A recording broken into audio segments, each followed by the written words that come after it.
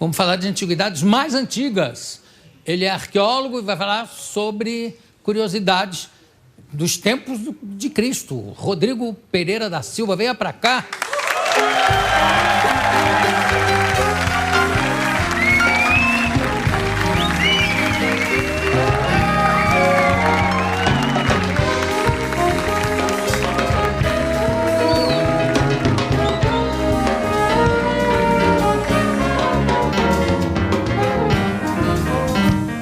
Eu tô vendo que você trouxe uma... Que bonito isso. Eu tô vendo que você trouxe uma série de antiguidades, antigas, inclusive. Sim. Fala um pouquinho, deixa eu mostrar o seu livro antes daqui, Escavando a Verdade, Arqueologia e as Incríveis Histórias da Bíblia, pela editora... Casa Publicadora Brasileira. Fala de novo? Casa Publicadora Brasileira. Mas que voz impressionante.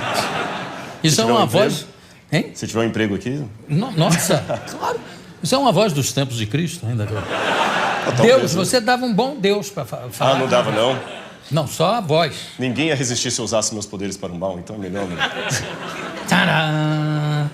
Quando é que surgiu o seu interesse aqui pela arqueologia? Coincidentemente, até você anunciou que um dos grupos que estão aí é o pessoal da FAI. Eu estava fazendo um doutorado em teologia lá.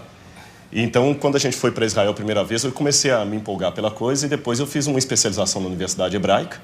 Fiz o curso ali. Depois que eu terminei o doutorado, eu fiz um pós-doutorado em arqueologia bíblica pela Andrews. E gostei da área. Eu fiz as escavações em Israel, na Jordânia, no Sudão.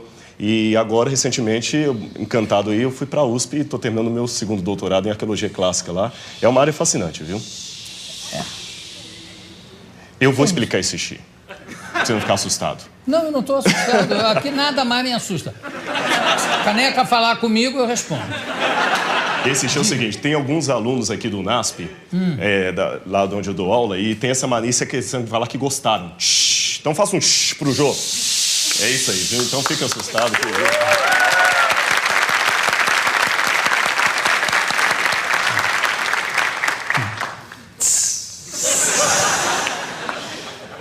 Não, tá explicado, bonito. Isso aí. Mas é legal isso. Tem uma profundidade nisso aí. Parece um aplauso, não sabe? Que em Fortaleza o pessoal aplaude assim no meio do espetáculo. Quer ver? Façam isso aí, olha aí. Não é bonitinho? Para não atrapalhar o espetáculo. Aplaudem no meio do espetáculo. Mas, então, escavando a verdade. Mas você trouxe uma série de objetos aqui que datam dessa época? Alguns até, sim, a maioria é do tempo de Cristo. São os 2 ou 3 que são mais antigos. Apenas esclarecendo, Jô, essas peças, porque quem está assistindo, não é uma questão de colocar uma picareta, ir a Tel Aviv e fazer buraco e trazer.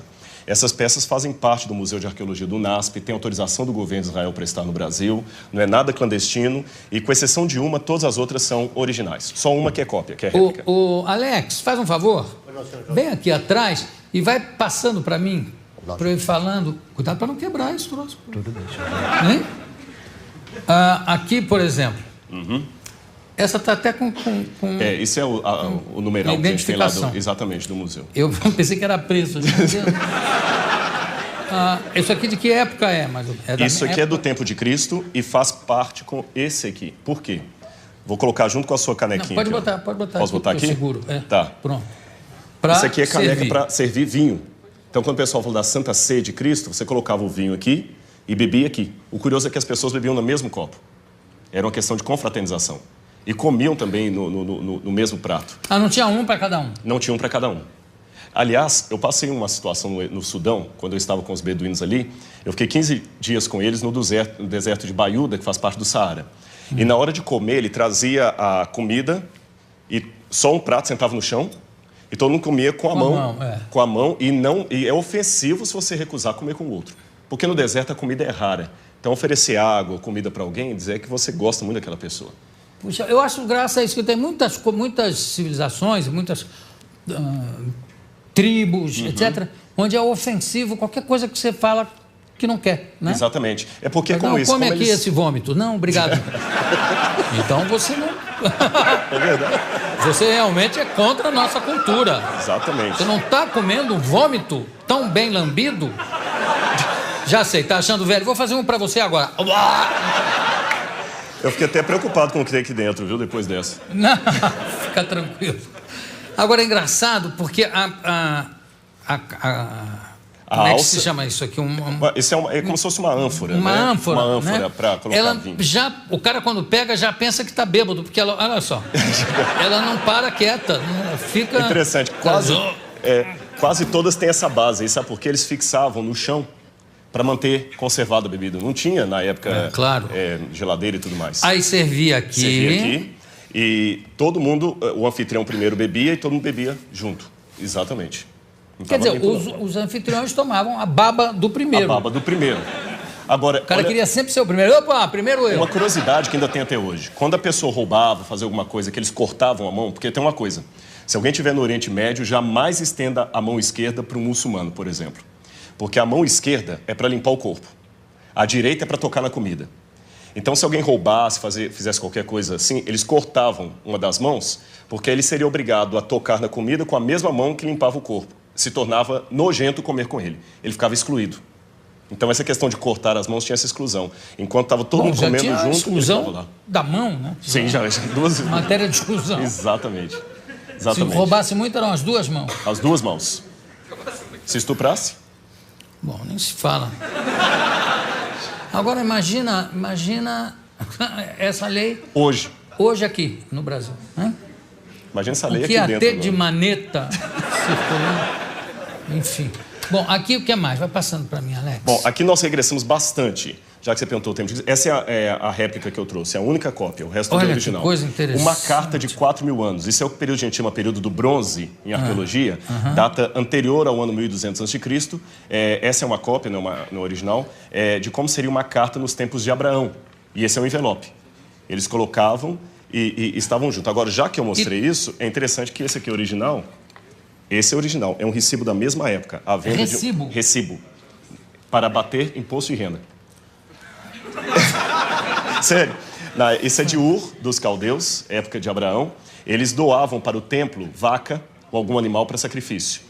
Então o sacerdote, o patese, fazia o recibo e ele guardava para bater imposto de renda que já existia em Ur dos caldeus por volta de 2.000 anos a.C. Isso aqui, o que? Isso aqui esse aí é sumeriano. Em sumeriano, mas não é, isso aqui não é um recibo de imposto de renda. Não, isso é uma carta comercial. Se esse fosse um recibo de imposto de renda, isso aqui sonegava. Sonegava, com certeza. Um é recibo, outro é uma carta. E fora o envelope. E aqui é... O envelope. Então colocava e lacrava com um selo e a pessoa que recebia tinha certeza que ninguém leu antes dele porque estava lacrado.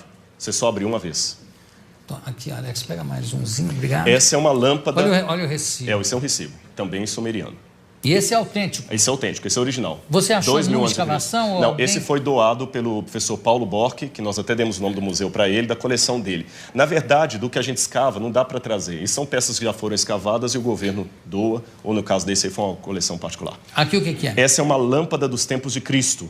Colocava o azeite nesse buraco maior. Aqui, azeite né? de oliva. E aqui o que é? Um pavio? Aí era o pavio, acendia e iluminava a casa. Então, quando Cristo fala na Bíblia, vós sois a luz do mundo, ele estava se referindo a isso aí. Quando compara a Bíblia, lâmpada para os meus pés e a tua palavra, numa época de plena escuridão, não havia energia elétrica, isso aí que salvava a situação das pessoas. Me explica, tinha um lâmpada, isso aqui chamava lâmpada. Lâmpada. Tinha maiores do que essa? Tinha algumas maiores. As lâmpadas, inclusive, mudam de época para época. As lâmpadas nos ajudam em datação, na seriação. A lâmpada do tempo de Cristo é diferente da lâmpada do período grego de Alexandre o Grande. Que já era mais... Alexandre está antes, 300 anos. Mas já era maior? Não. Até as maiores, por incrível que pareça, eram do período da Idade do Bronze. Eu não trouxe nenhuma aqui, mas elas eram desse tamanho. Agora, havia aquelas tochas também, maiores, mas lâmpadas mesmo, no máximo desse tamanho assim, não mais do que isso. O que se usava nas tochas? Nas tochas também, às vezes usava, depende do local. Em muitos lugares usavam azeite de oliva. Porque, por incrível que pareça, ele mantém a chama. Nos lugares como o Iraque, por exemplo, eles já usavam betume e material de petróleo que era inflamável e já era usado desde a época da Babilônia Antiga para, por exemplo, fazer argamassa para tijolo ou para também manter as lâmpadas funcionando. O negócio e as tochas, eu fico muito impressionado. Quanto tempo uma tocha continuava acesa? Geralmente não era muito tempo, não, porque a tocha era mais para iluminar um caminho rápido, né? Isso era mais para uma casa e havia uma coisa interessante. Não havia muito a vida noturna que nós temos hoje. As pessoas dormiam cedo. Quem estava de noite ou eram ladrões, ou eram soldados dificilmente você tinha um cidadão comum de noite. Ou se fosse uma festa, um part-time, isso acontecia no palácio, não havia, as tabernas eram poucas, não havia muita proibição disso. Tinha horário de verão na época, não? Não, o horário de verão foi inventado por Abraham Lincoln, né? Não, desculpa, Benjamin Franklin. Benjamin Franklin. Você falou o negócio do horário noturno, o que obrigava um pouco as pessoas a serem mais diurnas é exatamente o negócio da iluminação. Exatamente, né? era muito perigoso. No Saara, eu senti isso. E também não apagou a luz, escurece, você não vê nada, porque aqui, por mais que apague a luz, teve um blackout num bairro, mas as outras casas estão iluminadas. Você vê um pouco e tudo. Ali não, só se houvesse uma lua cheia. Fora isso, não se via nada. E o céu 5 vezes mais estrelado foi a oportunidade que eu vi lá no Saara. Quer dizer, quem tivesse um horário destrambelhado, como eu, que dorme tarde e acorda tarde, ia ter que ficar lendo a luz de candeeiro. De candeeiro, de lâmpada. De lâmpada. Vamos lá, aliás, também aproveitando você aqui, já pulando de época, na Idade Média usavam muitos arqueiros, famosos arqueiros ingleses que usavam o arco longo, né? Com isso ganharam todas as grandes batalhas, mesmo sendo inferiorizados em número. Tinha um negócio das setas incendiárias. O que passava ali na ponta da seta? Eu sei que enrolavam com pano, mas passavam o quê também? Betume? Geralmente betume, eu ia falar isso. Geralmente era o betume. Eles traziam betume, só que na região do Oriente Médio não havia muito as setas incendiárias. Não, eu sei não. É mais na Europa, especialmente no período das cruzadas. Exatamente. Especialmente no período das cruzadas. Aí sim, aí eu tenho que voltar para o Oriente Médio, porque as cruzadas faziam isso, né? Passavam betume, aquele óleo ali, e às vezes também óleo fervente que eles jogavam. Tanto é que as cidades, as portas nunca eram assim, elas sempre faziam um L, para dificultar a entrada, por exemplo, de um ariete, alguma coisa assim. Agora, uma coisa que eu soube histórica é que o famoso Ricardo Coração de Leão, né, foi rei da Inglaterra, líder de uma das cruzadas, líder dos cavaleiros ingleses, era gay, tinha caso com o rei da França, com o Filipe. Foram para as cruzadas para ficar namorando lá em paz, porque... Mas eu posso ele era terrível. Mas eu posso falar um comentário que um amigo meu que mora em Londres falou? Não. Ele falou que quando ele chegou em Londres, ser gay era uma coisa não aceita. Depois passou a ser compreendido, respeitado. Ele falou, vou embora antes que se torne obrigatório. Parece assim, eu respeito os homossexuais, é claro, mas parece que hoje todo mundo que é inteligente tem que ser gay, né? Então, tem alguns autores... Eu tô fora de época, então.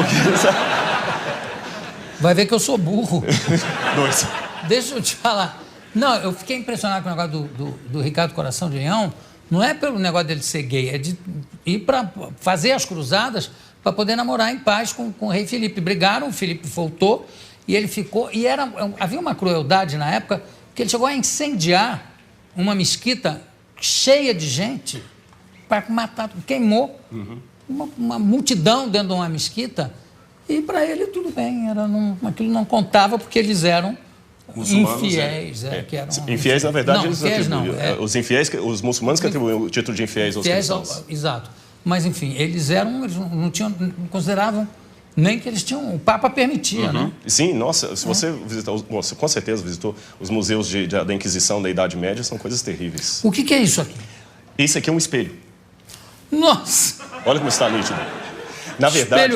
Espelho meu... Essa parte esverdeada é porque o bronze, com o tempo, ele adquire essa cor esverdeada pelo característica da velhice, né? Só que o espelho, na época, ele era um bronze polido. E curioso que a Bíblia, quando Paulo fala assim, em Coríntios 13, aquela passagem bonita, o amor é a maior das virtudes, ainda que eu tivesse o dom de falar o idioma dos anjos, de todos os homens, se não tiver amor, nada servirá. E no final ele fala, hoje contemplamos a Deus por um espelho, obscuramente, mas então o conheceremos como eu sou conhecido.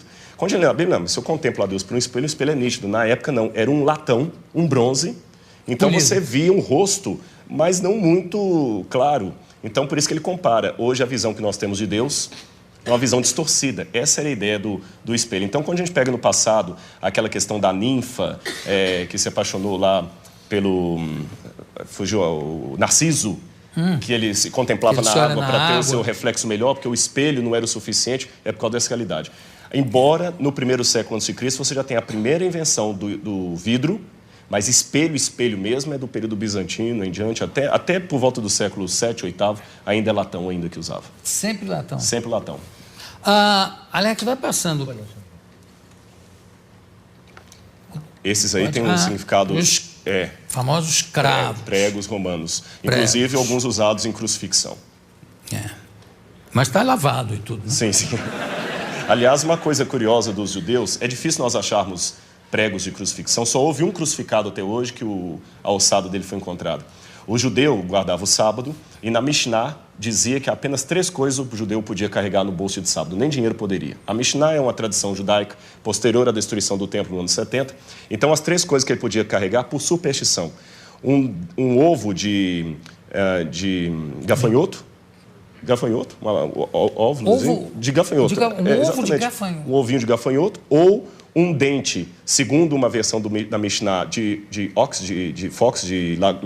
raposa, ou então, segundo o outro, de burro. E a terceira coisa que ele poderia carregar no bolso seria um prego que crucificou alguém.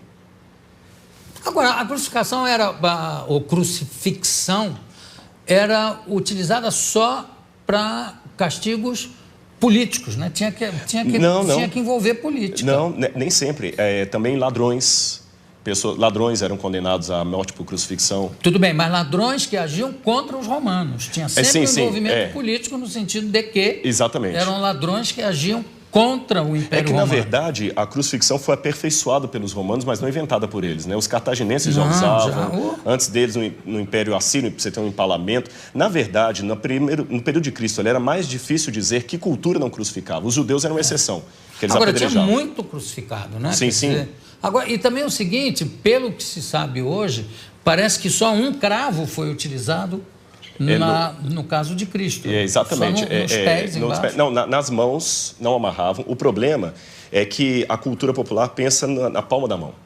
Não, e era no pulso. Né? Exatamente. Alguns estudos, o corpo rasgava. Alguns pensam que seria aqui ou no pulso, aqui onde firmava. Então, 2 cravos. E no pé, você poderia ter um cravo atravessando os 2, um de cada. A Bíblia não fala quantos eram os cravos. Essa questão de 3 cravos é mais uma questão teológica posterior da Idade Média, para significar a Trindade. Como tudo sobre a época, né?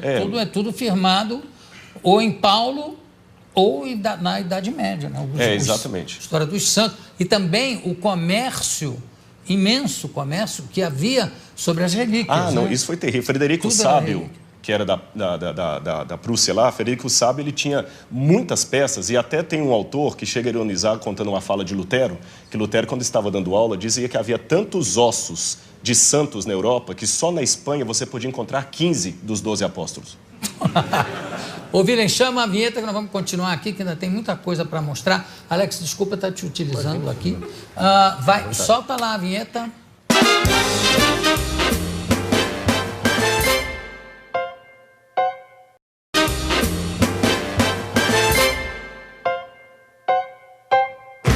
Tenho aqui ao meu lado o arqueólogo Rodrigo Pereira da Silva.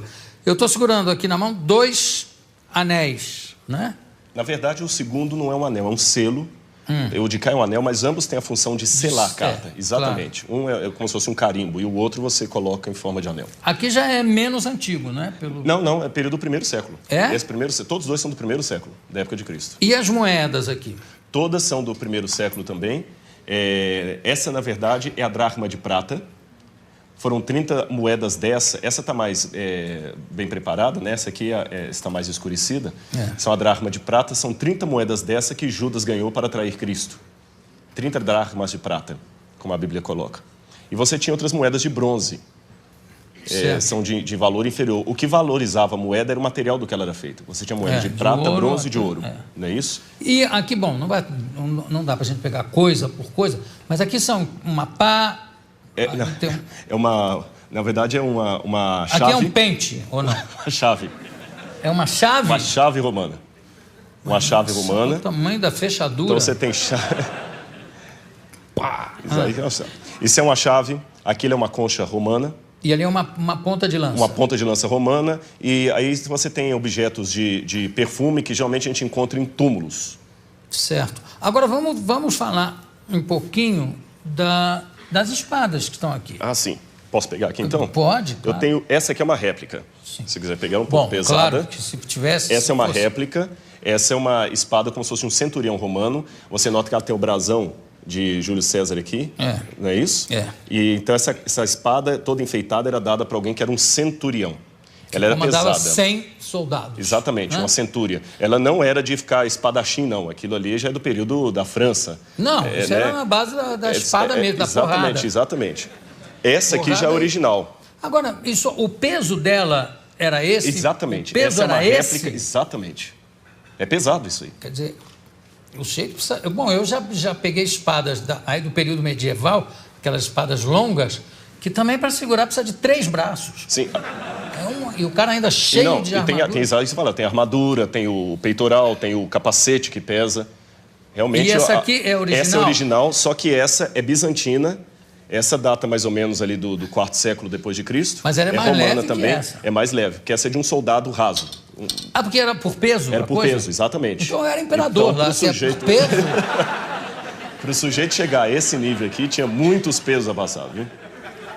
Isso aqui era de um soldado raso. De um soldado raso. Um soldado que estava em início de combate ainda, estava... Quando é que há uma mudança significativa e que faz com que haja uma mudança de domínio também, de império, de uma arma... Porque antes as espadas eram de bronze. Você tinha um período do bronze, exatamente. E depois... Depois tem o período do ferro. No período do ferro... já acabam com a civilização do bronze, né? Com espada. Ainda havia grupos, por exemplo, você encontra no período do ferro, Israel, por exemplo, quando a Bíblia fala das lutas de Israel, Israel não tinha as armas de ferro. Quem dominava a cultura do ferro eram os filisteus, que ficavam onde hoje é a faixa de Gaza. E ganhavam, claramente, que o aço... Você dá uma batida... O metal de um é mais forte que o metal da outra. Já quebra outra. Tanto é que tem uma coisa curiosa na Bíblia, que conta que quando Davi foi combater com Golias, o rei Saul deu a armadura dele para Davi, porque eles não tinham armadura, o exército de Israel. Então havia... a história não é estanque. Há pessoas ainda com uma cultura mais antiga, mais primitiva, convivendo com outra simultânea de cultura mais moderna. Agora, na hora da batalha, ganhava... Às vezes a esperteza, a estratégia, o local também ajudava muito. Nem sempre a batalha foi dos mais fortes. A vitória foi dos mais fortes. Nós temos Tirando Davi e Golias, qual é o outro caso? Nós temos muitos casos. Por exemplo... sem valer milagre. Sem valer milagre? Não, claro. Valendo milagre. Nós temos, por exemplo, Salah-ad-Din, o exército de Salah-ad-Din em Jerusalém... quando os cruzados ganharam uma época, porque eles perderam algumas vezes, mas ganharam algumas batalhas, eles eram tremendamente pequenos. Você tem os valdenses, que estavam fugindo da Inquisição da Idade Média. Os valdenses tinham apenas um bocado de galhos e pás e venceram a batalha. Você tem muitos casos na história. Aí na base da estratégia. Da estratégia. Mas o Saladinho um pouco deixando também, sim, né? Sim. Teve aquela questão da irmã dele agora. Vou dar um exemplo moderno. Quem pegou Bin Laden? É verdade, mas aí também... E nem precisa de milagre. Não, aí basta suicídio. Também, mas a história é irônica, a história nos surpreende. A história não é um manual bem escrito, não. A história, nem sempre as coisas saem conforme planejado. Não, claro, graças a Deus. Aqui, aliás, não tem nada a ver, mas esse negócio que nem sempre sai como planejado, eu espero que a guerra que está havendo no Rio de Janeiro saia como planejado. Eu também. Sabe? Porque, por enquanto, eu não vi muita prisão, não vi muita apreensão de cocaína, nem de crack, muita maconha. Você sabe que... maconha. Agora, resto eu estou esperando. Eu cheguei ontem nos Estados Unidos e o que a mídia internacional está colocando é que o Brasil está em guerra. Mas é. E eu cheguei assustado aqui. Mas... vai dar tudo certo, se Deus quiser. Semana que vem eu estou no Rio de Janeiro. É verdade, vou dar uma palestra lá em Botafogo. Conto com você. Eu vou levar a espada. Isso, claro. Vamos falar Parece que só foi encontrada uma ossada... de um crucificado. De um crucificado? Uhum. E como é que ele estava o quê? Sem buraco, sem furo nas mãos? Não, foi... Porque amarravam... os braços também, né? A questão do amarrar hoje está sendo questionado, porque não temos nenhum relato antigo que menciona isso. Foram as reconstituições renascentistas que falavam disso, mas nós não temos nenhum relato romano que amarravam os crucificados. Tudo bem, mas esse que encontraram? Esse que encontraram foi o seguinte: depois da Guerra de 6 Dias em Israel, em 1968, a Guerra de 6 Dias em 1967, eles estavam fazendo uma terraplanagem num bairro no subúrbio de Jerusalém chamado Givat HaMevitar. E os tratores bateram em ossários. ou caixões de pedra. Sim. E nos ossários, geralmente, você tem os ossos da pessoa e o nome escrito lá de fora em alguns deles. E estava o nome Yohanan ben Hagakol. Ah, sim. Aliás, essa descoberta já... Não, a descoberta já tem algum tempo. Tem. Foi na década de 60, né? 68. Então, quando eles pegaram, eles abriram o ossário e perceberam que havia algumas coisas curiosas. O fêmur estava quebrado e no calcanhar havia um cravo romano fixado ali. Foi o único que encontraram. Então, a partir daquela ossada ali, eles fizeram um levantamento legístico de como seria a posição de um crucificado na cruz. E é bem diferente do que a gente imagina claro. Das reconstruções medievais. E o sofrimento de Cristo ficou de uma maneira muito mais dantesca, a visão arqueológica e eu até diria legística, porque foram médicos de medicina forense que fizeram reconstituição da causa morte. E o negócio de cravo na mão não tem?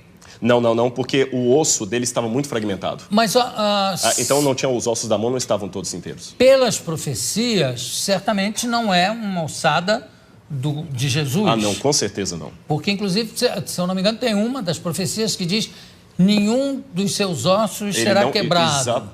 E não conhecerá a corrupção. E nós temos evidências. Eu sei que muitos historiadores hoje negam a ressurreição de Jesus, pensam que é uma teologia, mas eu digo, com base histórica, a ressurreição de Jesus aconteceu e nós temos muitos elementos históricos para afirmar isso, a despeito do questionamento de muitos historiadores. Mas sobre a ressurreição? Sobre a ressurreição.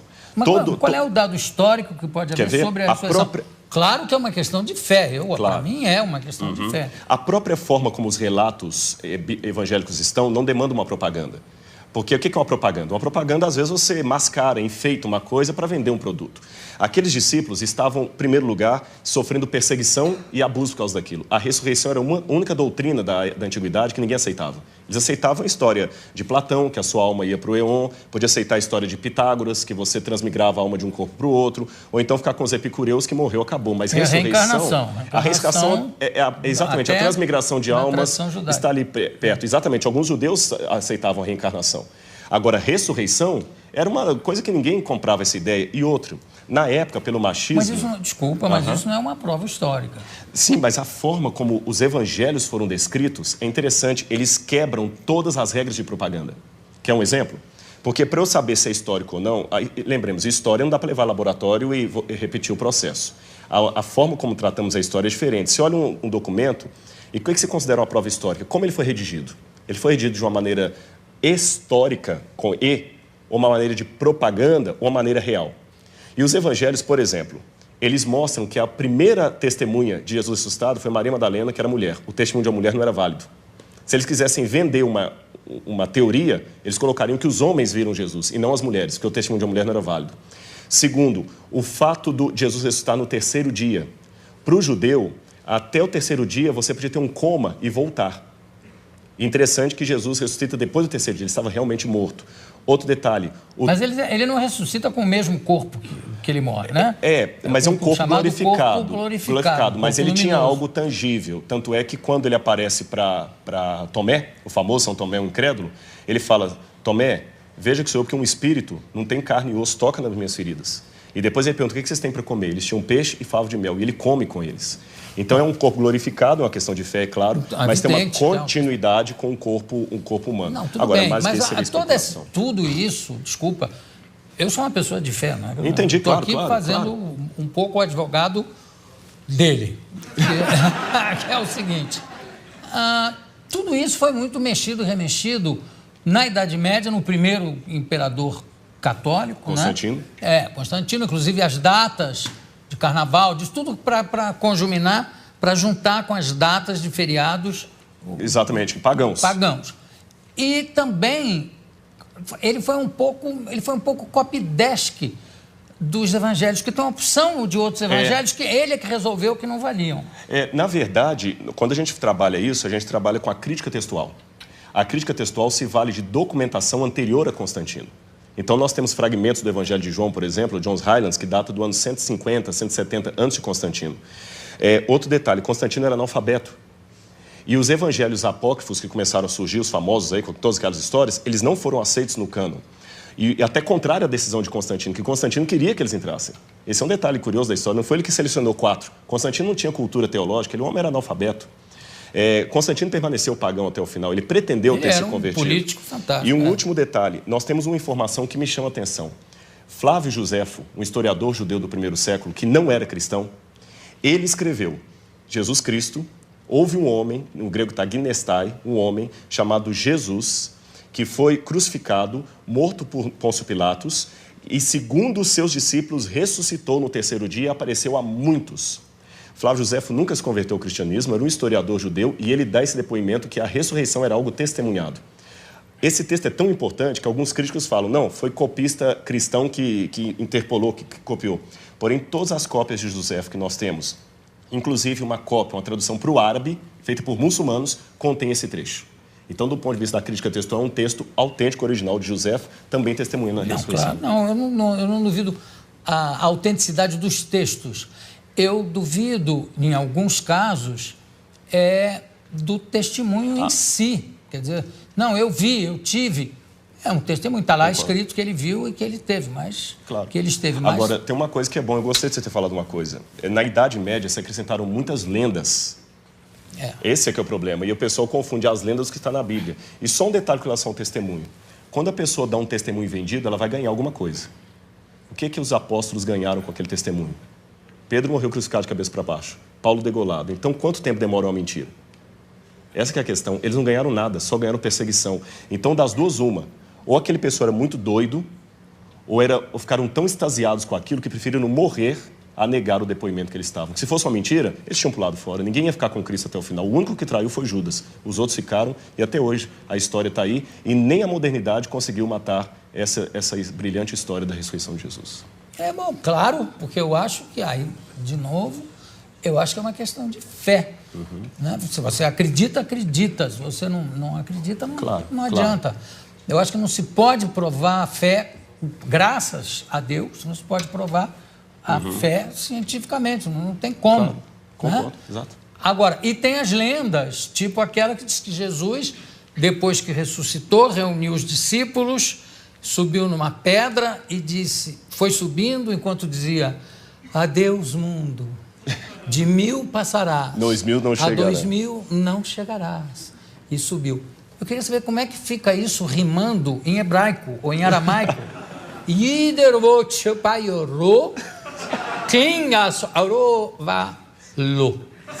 sumiu. Algumas palavrinhas em aramaico ficou o pezinho dele marcado. Exatamente. Marcado na rocha. Você sabe que lá em Jerusalém tem isso por causa dos muçulmanos, que os muçulmanos falam que Maomé, quando foi assunto ao céu, deixou as marcas da mula dele lá no domo da rocha. Agora, mas as pedras eram muito moles. Muito moles. Agora, é importante, Jô, a gente ter bem claro isso. Concordo, é uma questão de fé, mas a fé é racional. Porque senão eu posso... Essa frase é a maior antifrase que eu já ouvi aqui na minha vida, Rodrigo. A fé é racional. Ela é racional, porque senão ela não é fé, é fideísmo. Você é um craque, realmente. Parabéns. Obrigado. Você vai ter que voltar aqui para a gente conversar mais. Obrigado. Porque eu adorei. Claro que eu não sou Judas, não vou pegar 30, mas umzinho eu vou. Eu conversei aqui com Rodrigo Pereira da Silva. Também adorei.